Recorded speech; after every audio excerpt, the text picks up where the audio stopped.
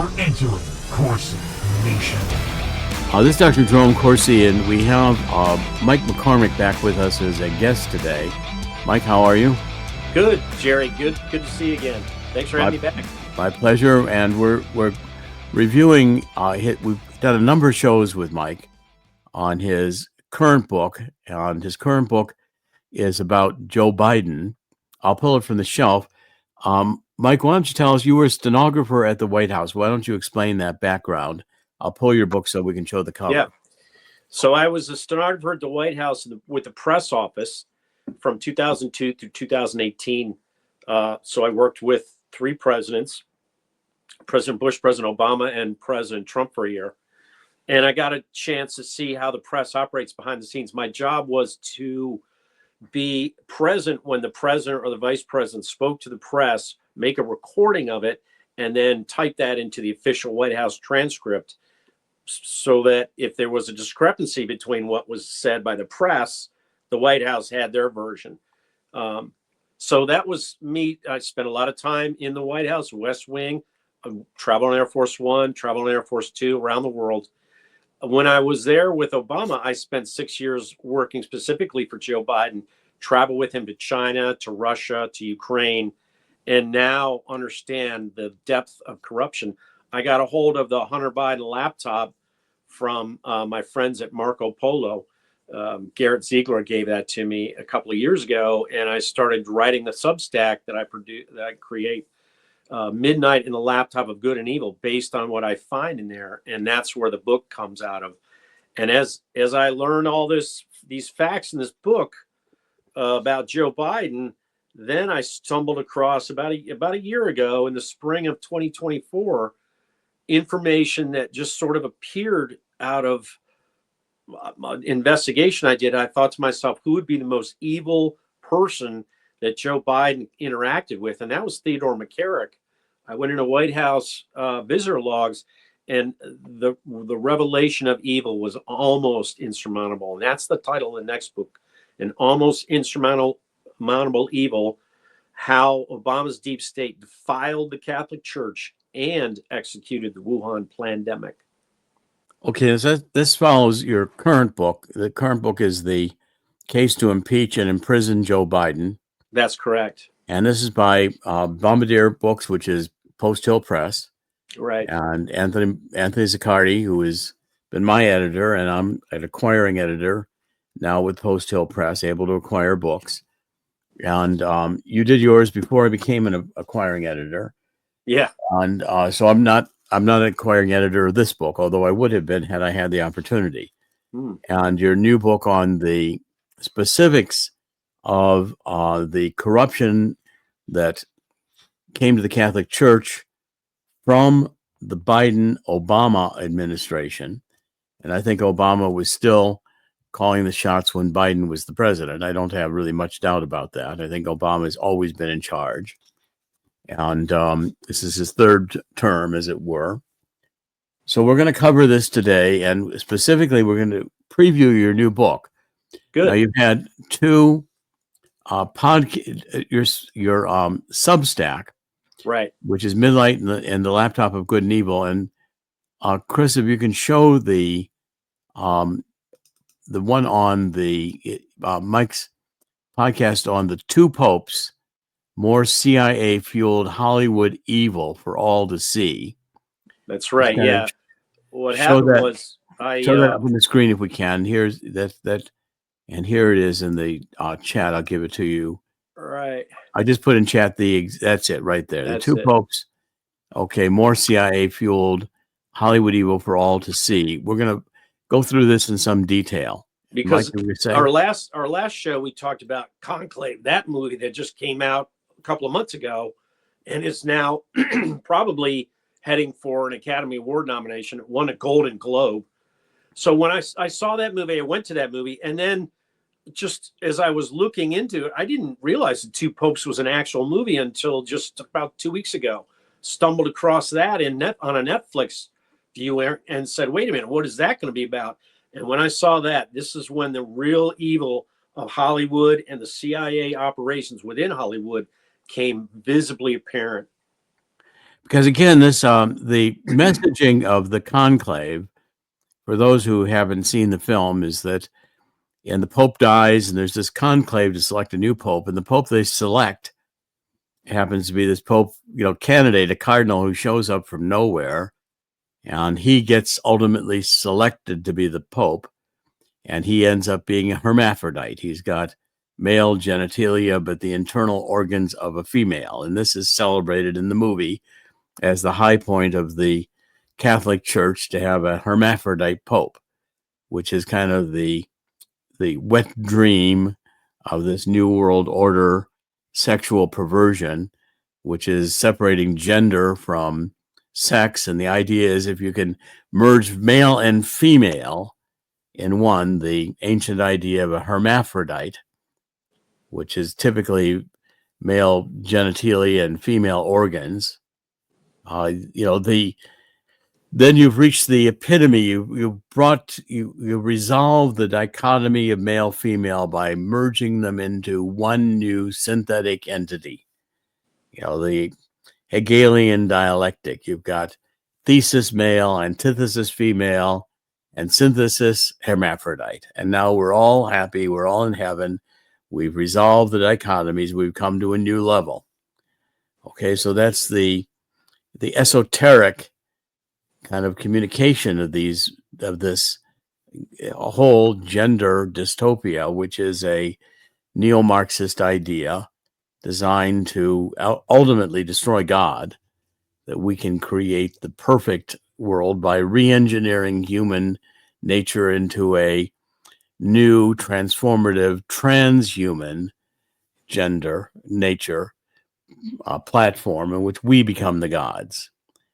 Okay, so now this movie here on the Netflix, which you encountered later, what you found is that both Barack and Michelle Obama had a big role in Netflix, which produced this Two Popes video, which is still showing today on Netflix.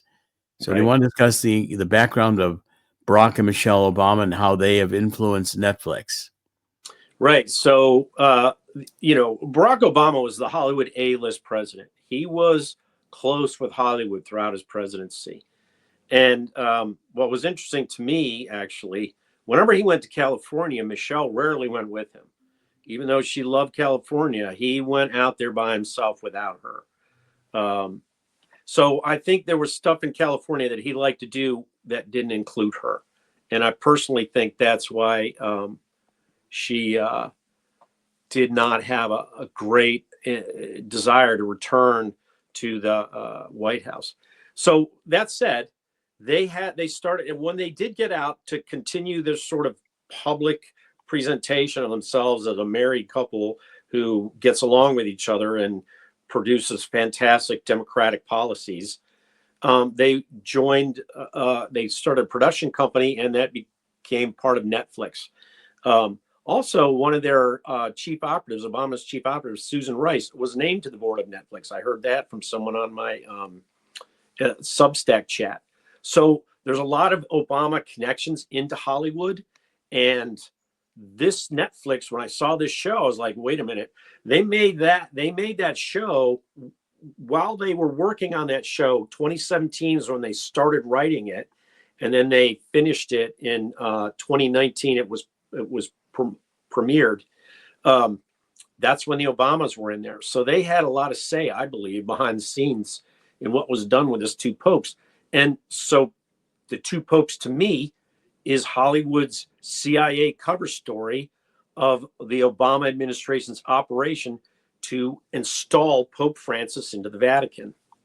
Well, now specifically, I think Barack, had his own extracurricular sexual activities going on in Hollywood, which were probably not of a bisexual nature. That's what I think too. And Michelle may not have wanted to participate in those. I don't know that for a fact. I'm just speculating. And they created a production company called Higher Ground Productions. Of course, we're going to go to a new level here. This is, we're going to leave behind this old Christianity and this nonsense about God and sky fairies and all the rest. We're going to go to a higher level here. and they entered into a multi-year deal with Netflix in 2018 to produce a variety of content, including scripted and unscripted series, documentaries, feature films. And the production deal was described as the Obama's deal with Netflix was aimed at producing content that promotes empathy and understanding, touching on issues like race, class, democracy, and civil rights. Their company, Higher Ground Productions, was created specifically for this partnership. Okay, so you've got here a whole idea that you've got. This is New Age. This is this is your basic critical thinking. This is your woke. We've got we've got class, race, equality. This is Obama's fundamental change of America into a Marxist country or neo-Marxist country. Okay, so now what the backstory of this is that Pope Benedict resigned, and that was unusual in the Catholic Church. No pope, I think, had resigned for something like 700 years, or the first pope emeritus maybe 600 years. Right.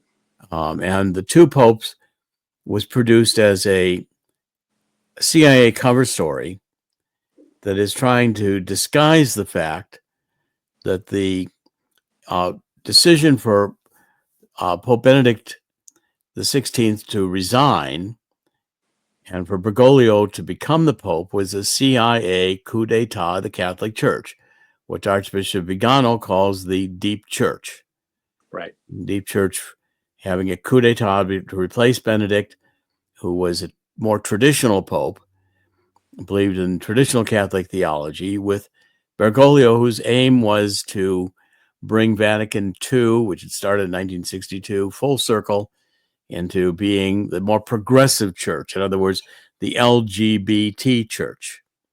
Right. And so therefore, the two popes introduced this fantasy that Pope Benedict had become friends with Bergoglio before the resignation. Now, I mean, is it the case that Benedict and Bergoglio, Jorge Bergoglio of Argentina, who became Pope Francis, were they great friends prior to the resignation? No. And, it's interesting in the movie, to the two popes, it starts off with Bergoglio was the second behind when Benedict was voted in 2005, I believe. Bergoglio was the second guy behind him. So there was a rivalry there, and the movie begins with that conclave and the rivalry and how Benedict wins that vote and then becomes the Pope, and then realizes a few years later he's too old, he's tired. There's been some scandals in the Vatican. It's time for him to consider who is Bergoglio and why is he so popular. And so they have this series of conversations at the summer home, Benedict's summer home in Rome, not in the Vatican, but at the summer home. Right. So Pope Benedict the 16th died in December 31st, 2022. Yeah, just about 2 years ago. About 2 years ago. And his full name was Joseph Ratzinger, who's German. Ratzinger. Right. Right. Okay. And he headed the Catholic Church from 2005 until his resignation, which occurred on February 28th, 2013. Okay. And then that's when Pope Francis Bergoglio at the conclave was selected to be Pope. No longer second choice, but now first choice. And again, the whole backstory here is that this was a CIA coup d'etat to undermine the traditional authority of the Catholic Church, to move it in this LGBT direction. Archbishop Vigano has consistently opposed this. In fact, Pope Francis excommunicated Archbishop Vigano for having exposed so much of the scandal of the Catholic Church going in an LGBT direction. And again, I've published the book here. This is Archbishop Vigano's book, He's the author of this on J'accuse, I Accuse, and the subtitle is Shedding Light on My, quote, excommunication. It's also a post-Hill book. It's not very thick, but it's very important. It's Bergoglio's explanation that the real heretic here is Pope Francis, who's abandoned traditional Catholic theology for this idea of bringing this modern sexual view of, we've got to bring the LGBT into the church and give them a seat at the table. Now, from Bergoglio's perspective, and I would agree that, many of these sexual perversions, you say, oh, these two men, they just love each other. Well, we're not going to talk about homosexual sex that is sacrilegious, having homosexual sex with Jesus Christ on the crucifix. We're not going to talk about the whips and chains and all the other parts of homosexual. We're not going to talk about the gay pride events with naked men walking through the streets in front of children. We also published the Italian version of J'accuse, which is now available in the United States and in Italy, and is again causing quite a sensation because Archbishop Vigano is probably the strongest traditional critic of the Catholic Church under Bergoglio. Now, in this movie, we're dealing with a psychological operation, and it's designed to make Bergoglio and Benedict close friends and confidants. Look at how these two men lovingly are just talking about the crisis, this scandal. Well, the scandal was a scandal that occurred around the end of Pope Benedict's papacy, in which his butler had a series of letters that he maintained and kept, and it had revealed private investigations that Benedict XVI was doing into scandals in the church, which included both financial scandals with the Vatican Bank and also some of the sex scandals and the pedophilia with the priests having sex with altar boys and in general young boys. And that scandal did lead to a great conflict for Pope Benedict and was made to be the underlying reason why they say he resigned. I'm sure there was more to it than that the CIA undoubtedly had blackmail material on Pope Benedict XVI and undoubtedly was applying the pressure to him that if he didn't resign, the Catholic Church would suffer major calamities from what the CIA would expose. Now, I don't yet know what the secrets were, but I can see the pattern here very clearly. Mike, do you want to comment on that? Well, yeah. So what I write about in my book, and the new book coming out, is an almost insurmountable evil, how the Obama's deep state defiled the Catholic Church and executed the Wuhan pandemic. So what happened was they were working on. McCarrick was was basically, I think, a CIA operative. McCarrick is Archbishop McCarrick, who Archbishop Theodore McCarrick. He came out of New Jersey and moved it to become the Archbishop of Washington, and in a highly politicized era. So it was 2000, right at the end of Pope John Paul II's term. Very soon after, shortly thereafter, he was working with Pope Benedict. And by the time, and then as Pope Benedict came in, he was energized when Obama became the president in 2008. Obama became the president through help with the Catholic Church in Chicago. Kind of not exactly a very progressive Catholic church in Chicago. And they hired Obama they gave him money. They paid him to go out and do pastoral work, community organizing on the south side of Chicago. That's how he got his start. So the Chicago bishop was a big part of Obama's beginning. And the Catholic Church was backing him. Chicago liberals were backing him. And so he rose up. And as he rose up, McCarrick rose up. And they combined forces around 2008 through a guy named Dennis McDonough. Dennis McDonough is a Catholic. He had two brothers who were Catholic priests. One is since retired. One was had a high-level job in the Diocese of Minneapolis, St. Paul, but then he got demoted because he was covering for child sex activities by priests out there, predatory priests. So they demoted him. He's now a parish pastor.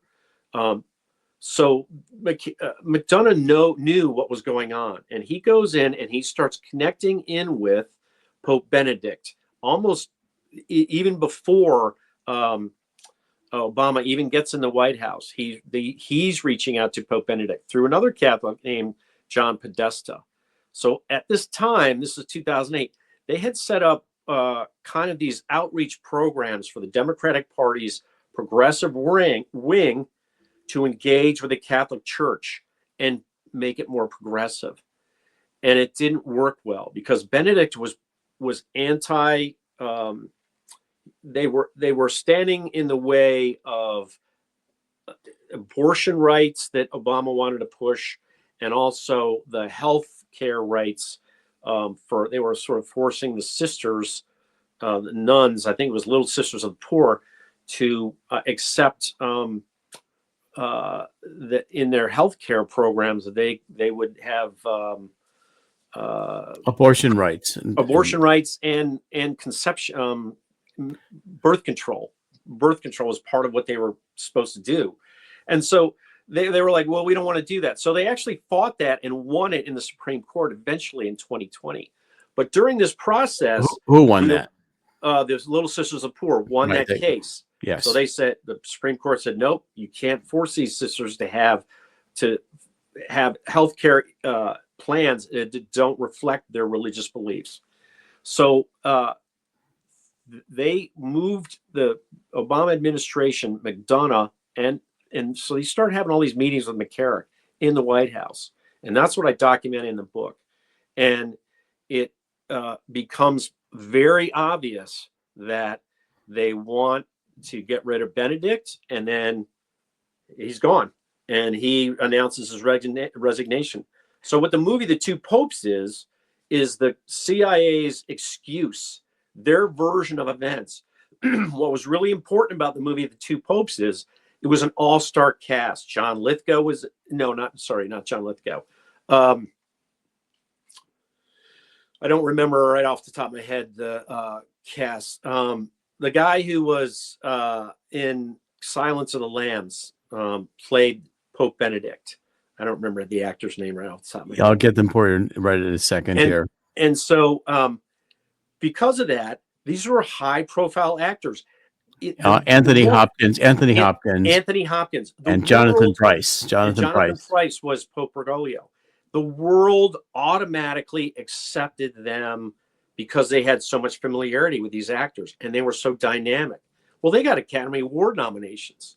So this movie comes out in September and it garners 3 main Academy Award nominations. And that's also, to me, how the CIA manipulates information. They use the Academy Awards. That's a global platform to get their message across. So they had these video clips of what the popes were doing during the Academy Awards ceremony, and that came out in February of 2020. So this is all a very succinct operation done by the CIA and the Obama people in 2019, 2020 to move Trump out of the way. They wanted to use this movie to. There's an anti-Trump underlying message in there. They are Pope Francis is pro-immigration. He's pro-refugee. He's anti-immigration restriction. So they go against this in the movie. The background of the story, the two popes, and first of all, the Pope Benedict was absolutely opposed to the homosexuality agenda or the pedophilia. Right. He did not want that in the Catholic Church, and he was also aware of the scandals involving the Vatican Bank.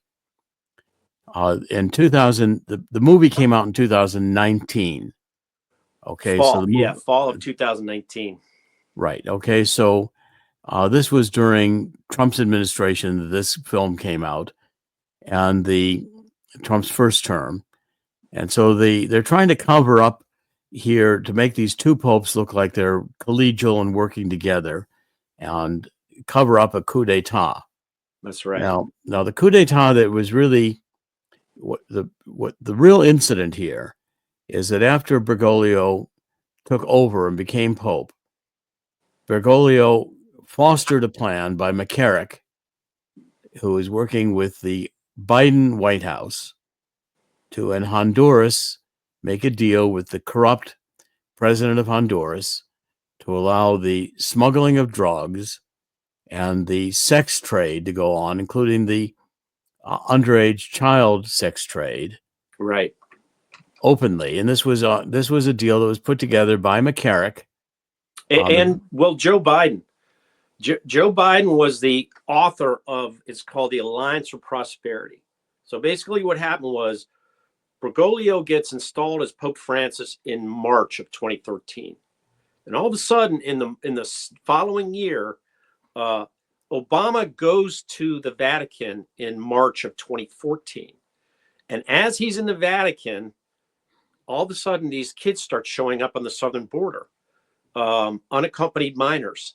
They're traveling to Mexico and they're crossing into the southern border without parents.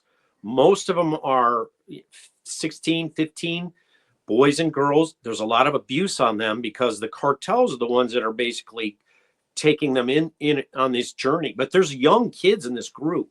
60,000 kids show up over the course of that year. And it becomes the unaccompanied minor crisis, gets to the headlines in June of 2014. McCarrick is doing a lot of back and forth with the White House, and Biden becomes the point man for this.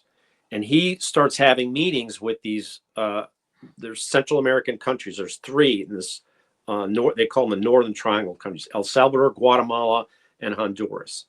Well, the guy who's in charge of Honduras is a cartel-affiliated drug smuggler named Juan Orlando Hernandez. He's now in prison. Joe Biden had him arrested in prison for doing what Joe Biden was letting him do while he was vice president.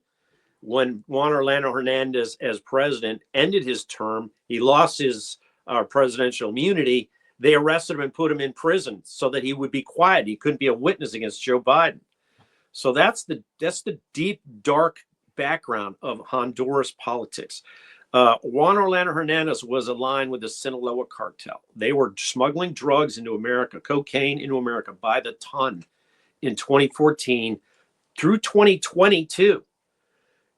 They started it in 2002. They installed this guy in the winter of 2013, just about the same time as they installed Pope Francis. So they were doing the Pope Francis installation in 2013 by the CIA, the Juan Orlando Hernandez installation. This was all part of a large program, and they wanted to liberalize immigration, and that's what they did. So where do all these kids come from?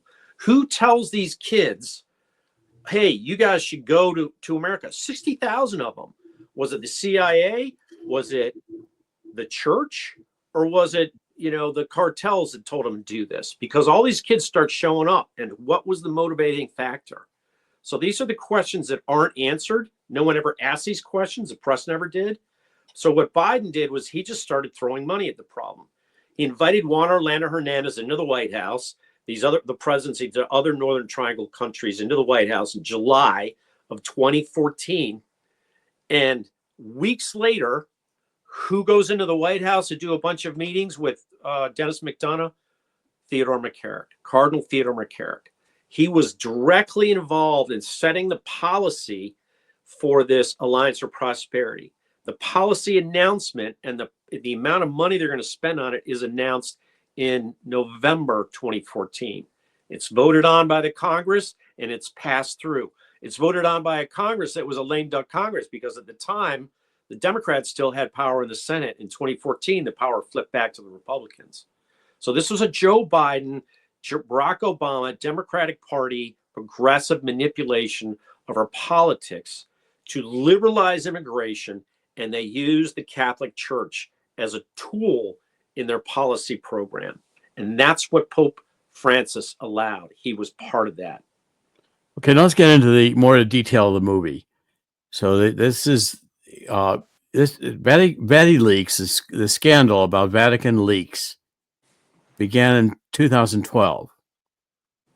Okay, and it was involved with the one of the personal secretaries of Pope Benedict had kept letters and other papers from Pope Benedict that he should have destroyed. He was asked to destroy, and they were turned over to a journalist, a guy named Nuzzi, who published these. And a lot of the letters were from Archbishop Vigano.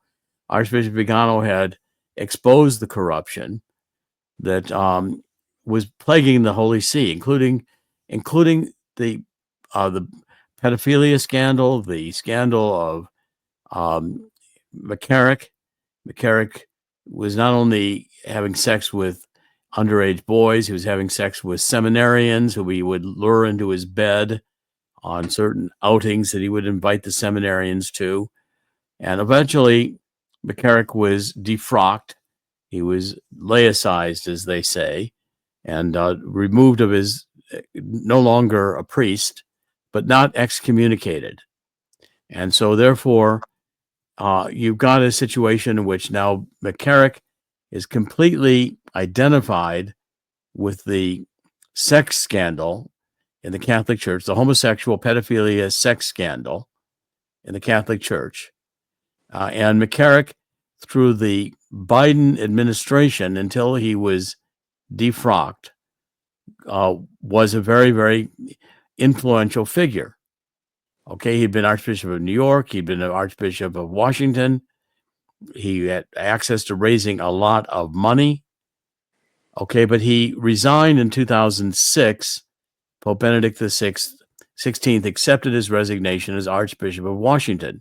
He had to do that at age 75. That's a standard rule of the Vatican and the curate. Yes, but he was not. When he was defrocked years later. When was he defrocked? Yes, he was defrocked in 2019. 2019.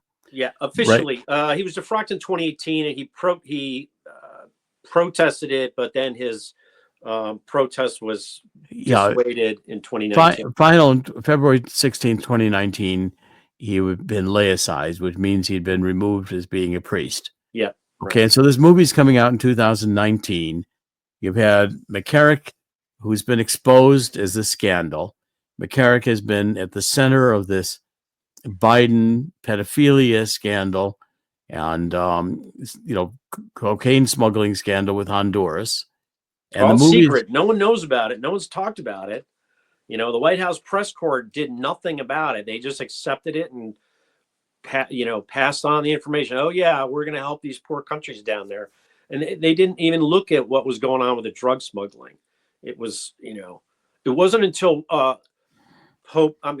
it wasn't until President Trump came in that the Honduran drug smuggling was exposed. He exposed it.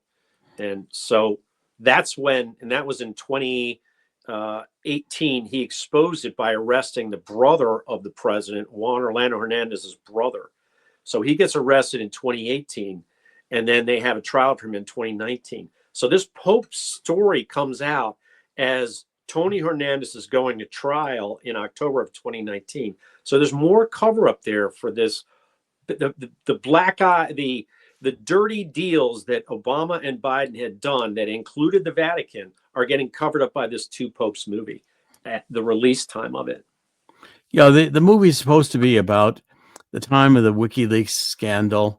And what's happening is that the two popes are meeting at Castle Gandolfo, which is the summer home. Yeah, that's the summer home of the popes in Rome, right outside of the Vatican, about 45 minutes outside of Rome. It's a beautiful place, which is a summer retreat. And Bergoglio is also has submitted his resignation to be Archbishop in Buenos Aires, another complicated story, and the Vatican has not accepted it. And so the two of them, the context is that Pope Benedict is trying to encourage Bergoglio to go ahead and resign. And he's also saying, well, I'm thinking about no longer being Pope. I'm thinking about resigning as Pope. And so therefore it's supposed to be this this friendly conversation between the two, which would make the transition one that was necessary because of outside forces. When in fact, the truth was that, I'm sure Benedict XVI was being blackmailed. I'm sure he was being forced to resign or else face other dire consequences. Bergoglio was being promoted by the CIA and other deep church factions in order to take over the church, to push it in an LGBT direction.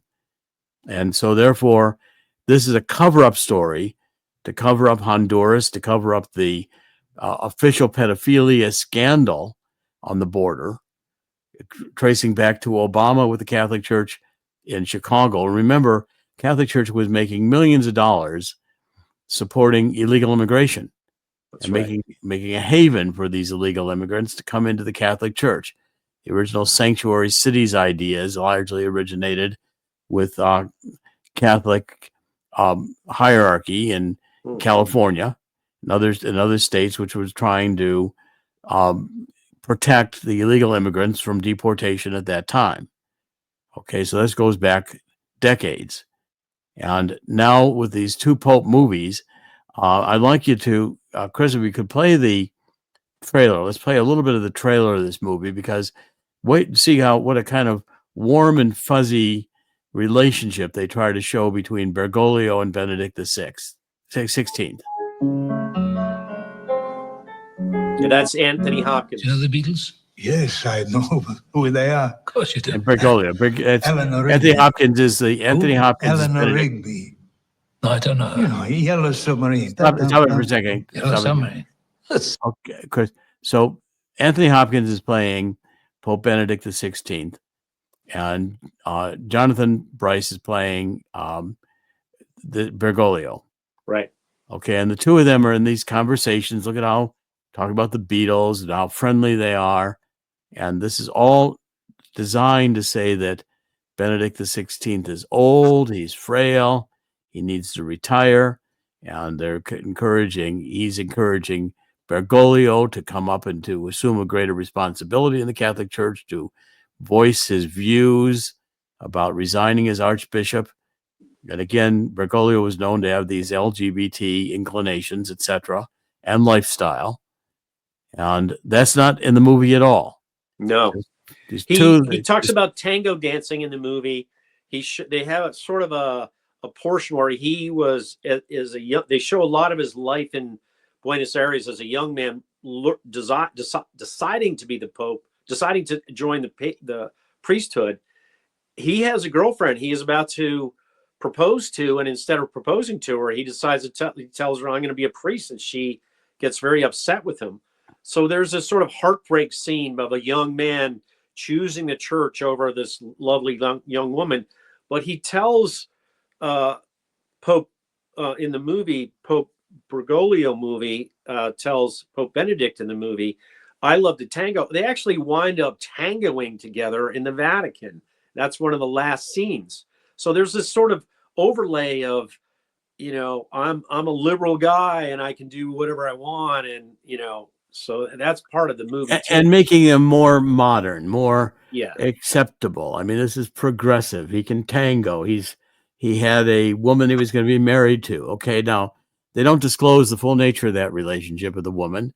They don't disclose other relationships that he's had, that Bergoglio has supposedly had with his own gay relationships in Argentina. None of that's been brought into this at all. Okay, and so therefore these two popes are just discussing the transition of power and how it would make sense for Bergoglio to resign as archbishop and become pope, because Benedict is going to resign because of this scandal. He's getting old. His health isn't all that good. And so this is the cover story that masks the truth and the reality, which is this is a CIA coup. And these two really had none of these cordial meetings. This is all fiction. It's all cover story. It's all made up. Right, Mike? Let's play a little bit. By the Obama-backed Netflix group. Yep, that's correct. Obama scripted reality. Okay, let's go for a little bit more of this. Silly. It's very funny. You've been one of my harshest critics. The way you live is a criticism. Your shoes are a criticism. You don't like my shoes? Cuando tenga la tierra, sembraré las palabras You think you know better. que mi padre. We are no longer part of this world. You know, the hardest thing is to listen, to hear his voice. God's voice. Cuando tenga la tierra, te lo juro, semilla. Nuestro fin. It's not me who needs to be satisfied. It's 1.2 billion believers. Silence! You know, there's a saying, God always corrects one pope by presenting the world with another pope. I should quite like to see my correction.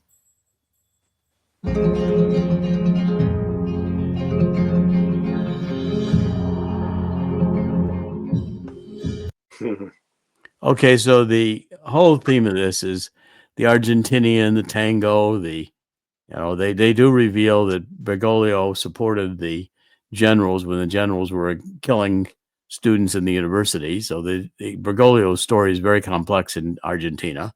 Yeah, he was seen as being a traitor to fellow priests, and they show a big part of that in the movie. And the director of the movie gave an interview with PBS where he talked about when he was growing up in Brazil. It was known in Brazil too that the U.S. through the CIA and the U.S. were going into Argentina and Brazil and influencing their politics and to keep the communists out and empower the hard right, the military juntas. Well, that was the dirty war in Argentina, and Pope Francis, young Bergoglio, is part of that. And they show him basically kind of betraying some of his priests and betraying a friend. And he apologizes for it and he kind of confesses to it.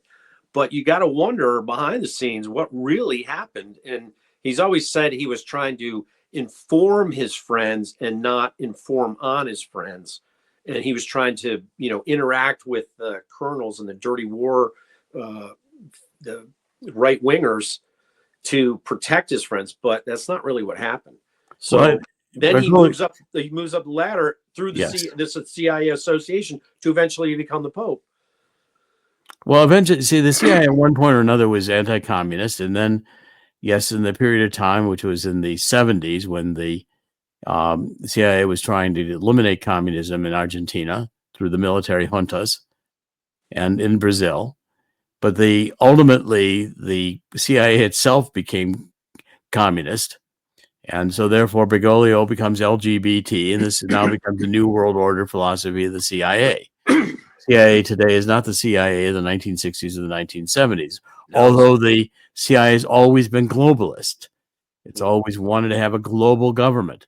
It's just that abandoned the anti-communism and started embracing communism as a force to change traditional belief in God, to change American democracy. They decided that ultimately our freedoms were the biggest barrier to achieving their new world order globalism.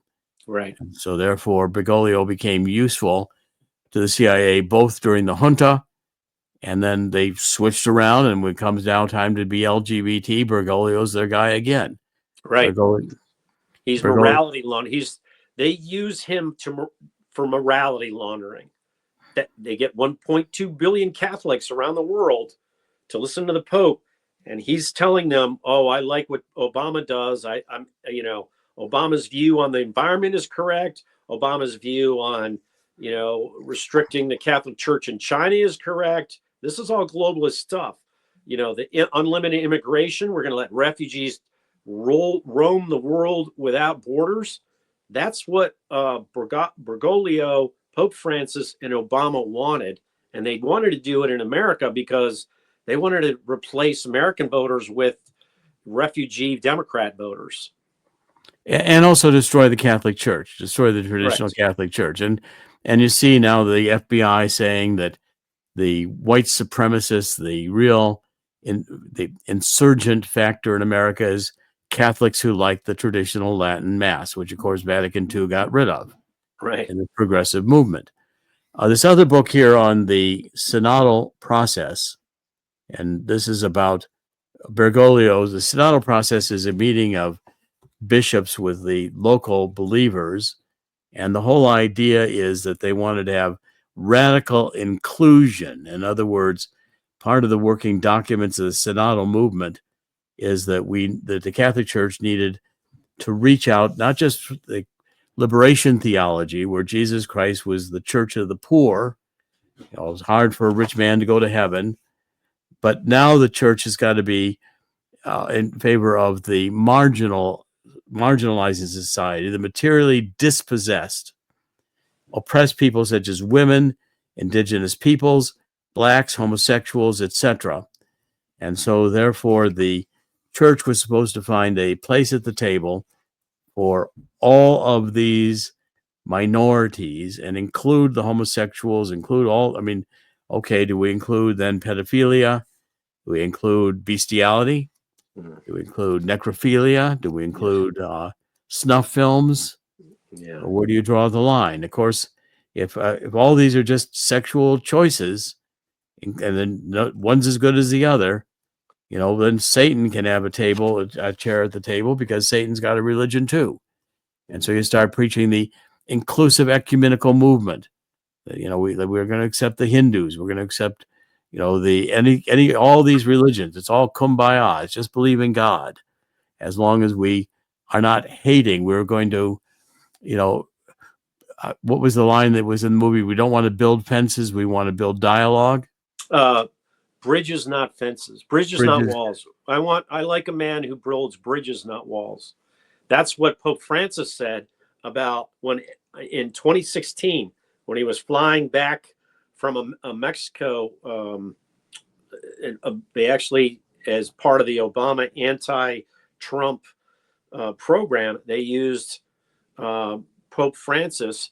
He went to Mexico in February of 2016, and he did a mass on the border in El Paso, Texas, and he basically blessed he looked across the border and blessed the customs enforcement people, the border protection people. And then on the flight home, one of the journalists asked him, what do you think about such and such? He said, I like a person. I think they were asking about Trump. He said, I like somebody who builds bridges, not walls. And he questioned his religion. And Trump came back and hit him pretty hard. He said, hey, look, I'm a Christian guy. That Pope has no right to question my religion. And the Vatican had to walk that statement back by the Pope the very next day. But he was clearly a tool for the Obama-Biden operation to get rid of Trump. That was in 2016. So in the J'accuse, there's a first statement by Vigano. He's talking about the excommunication.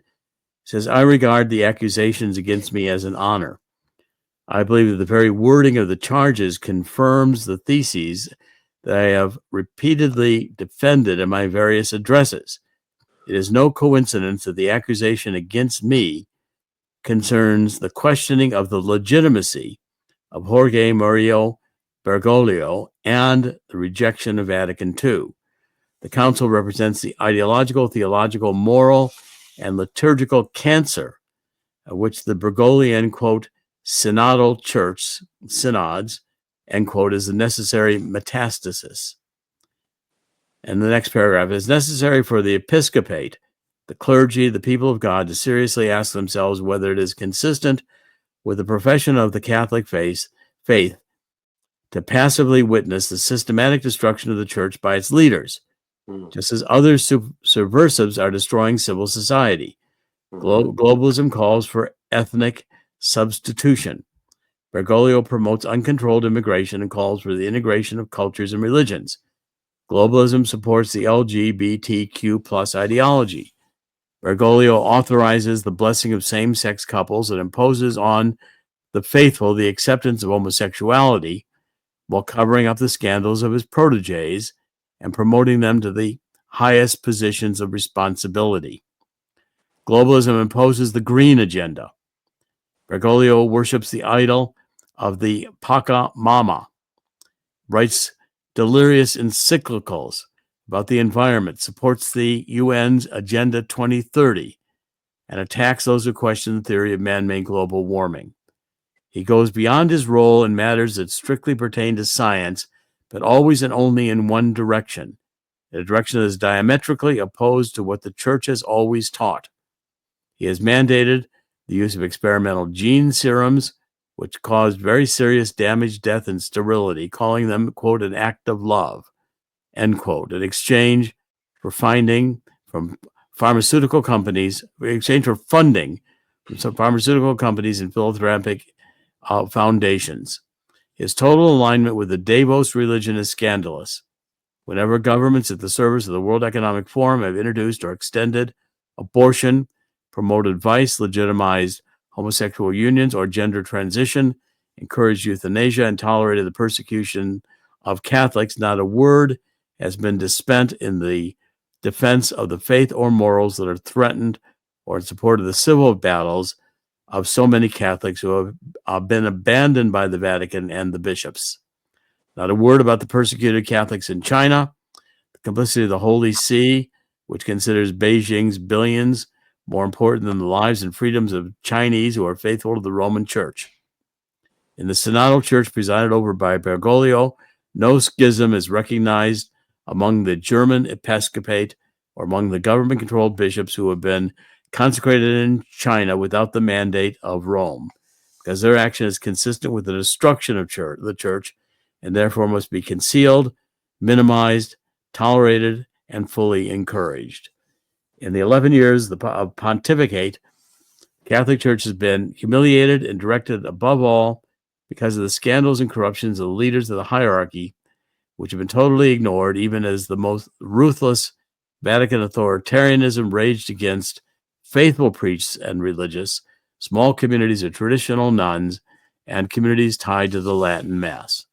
Okay, so I think that's a very clear statement by Archbishop Vigano, calling out what Bergoglio and Obama have done in the deep church to destroy the Catholic Church, just as the deep state has worked to destroy the Constitution and our freedoms.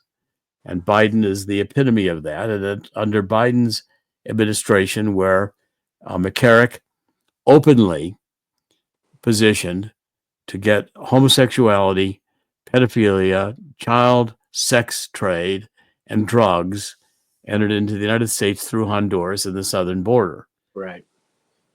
Yeah, there are rape trees along the southern border because of what Theodore McCarrick, Pope Francis, Dennis McDonough, Joe Biden, and Barack Obama did with the Alliance for Prosperity from 2014 to 2016. It's absolutely, they put cartel devils in alignment with the Catholic Church, and that is, they're not working for God. That's what the Pope is supposed to be working for the brethren, the believers of Christ. He's not. He's working for the CIA. This is a travesty, and this has to be understood by 1.2 billion Catholics around the world.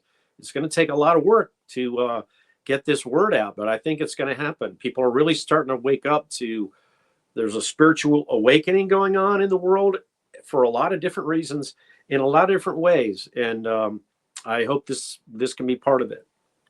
Well, we have a clip to end this with one incident in which Pope Francis, Bergoglio, and Pope Benedict XVI were together in the Vatican, and prominently seated in the audience is McCarrick before he was laicized. Right.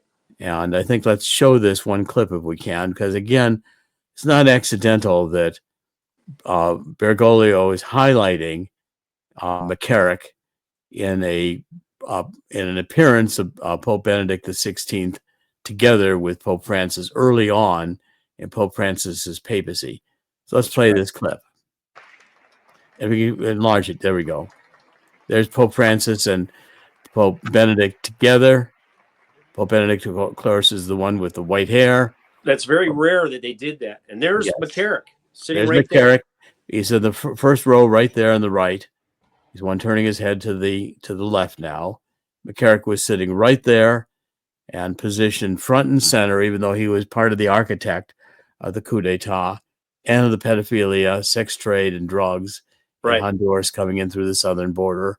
So another Obama operation, which Biden was fully behind. Right. Now that ceremony that was very rare. The two of them didn't get together very often. That was the 65th anniversary of Cardinal Pope Benedict, Cardinal Ratzinger's entry into the priesthood, June 30th, 2016. Where McCarrick was doing there was, first of all, he's invited and he's given a front row seat. And they knew where he was going to sit, and they knew where the videos were going to be taken from. So they put him in a position of prominence. He's in this video clip. This is by the Wall Street Journal. It's a brief video report. And then what happens is McCarrick leaves after he has his meetings with Pope Francis. He goes to China, and he is working with Pope Francis and the Obama people, and they're betraying the Catholic Church in China. And I happen to know that today is Cardinal Zen's birthday. Cardinal Zen is one of the chief. He's a cardinal of Hong Kong and is the leader of the Catholic Church in China. He's had a lot of difficulties since basically Pope Francis betrayed his underground China Catholic Church to the Chinese Communist parties. So that's where this video. That's what McCarrick was going to do. McCarrick went to China 8 times over the course of his career. So he was, and in 2000, President Bush nominated McCarrick and said, we want him to be the #1 contact between the Vatican and China on behalf of the United States. So they had a lot of deep state operations with McCarrick into China. And one of the places he stayed when he was in China was in a seminary. And that's his background, is molesting seminarians. So it just seems to me the whole thing was rotten and dirty and dark. They put McCarrick over there in a seminary in Beijing, and who knows what if he took advantage of that, if they set him up in like a honeypot situation there, and they just used him to destroy the Catholic Church in China, because that's what they've done. Well, you notice in this clip, which of course legitimates McCarrick's role in the Vatican and is a prelude to him going to China, Pope Benedict XVI is not wearing the papal cap. So he's no longer supposedly Pope. Now, again, I think in Catholic theology and in Catholic, the whole tradition of how this transfer went, I think we can question whether Pope Benedict was actually Pope at that time and Pope Francis an illegitimate Pope, which is what Archbishop Vigano is arguing today. And so therefore this illegitimacy of the papacy, this coup d'etat, is one that, you can begin to question Biden's role in the 2020 election, which will soon be examined as having been stolen. Right. And one last thing I'll say about this. So the Two Popes movie comes out. It gets nominated for the Academy Awards. The Academy Awards that year is in 2020, the middle of February 2020. That's right when the Wuhan virus is rolling out. People are just starting to get traction with awareness of the Wuhan virus when the Academy Awards hits. Nobody's wearing face masks. They have their big ceremony, and they're showing all these pro-Pope things. A month after the Academy Awards hits, the Pope is in the Vatican, and he tells Catholics around the world for the first time in 500 years, the health concerns are so serious with this pandemic, don't go to church. He dissuades them from going to church from a special speech that he gives in St. Peter's Square. It's an empty St. Peter's Square. He basically betrays the church. Jesus Christ died on the cross for his beliefs. Every apostle that followed Jesus Christ was martyred for his beliefs. But Pope Francis said, there's a sickness out there, don't go to church, don't worship. And they shut down the churches. And the Catholic Church has yet to recover its strength. I was at a ceremony at a church this summer, and the pastor said, You guys started watching church on television and you never came back to church. I went to that same church for Christmas Mass at 10 o'clock on Christmas Eve. There was about 50 people in the church. There should have been 300. The church attendance has dropped dramatically since Pope Francis did that. And it was done in accordance with what the globalists want, with what Obama Biden wanted to do. And that's the second part of my book. That's the Wuhan pandemic. And Pope Francis played a significant role in that too. Okay, well, we're going to wrap up here, and we've covered a lot of ground today. Mike's current book, let me show it one more time here as we conclude, is this book here. It's the case to impeach and imprison Joe Biden, and it's out by Bombardier Books. It's on Amazon. And your next book, Mike, which is in print, will be out in February. What's it entitled? An Almost Insurmountable Evil: How Obama's Deep State Defiled the Catholic Church and Executed the Wuhan Pandemic. We're going to be covering this story continuously until we get a resolution of the coup d'etat, this hopefully late great CIA taking over the Catholic Church with the cooperation of Obama.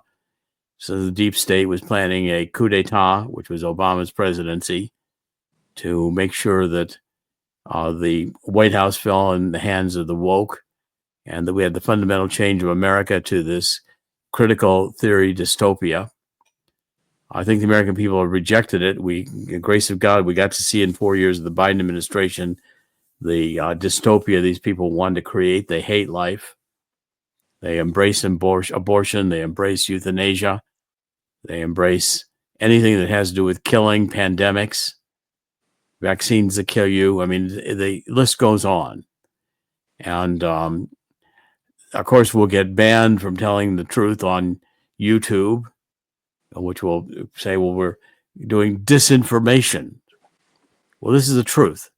In other words, that anything is disinformation is what the deep state doesn't want you to hear, that we've been living in a Truman Show since the John Kennedy assassination in 1963. Any last comments here, Mike, before we sign off?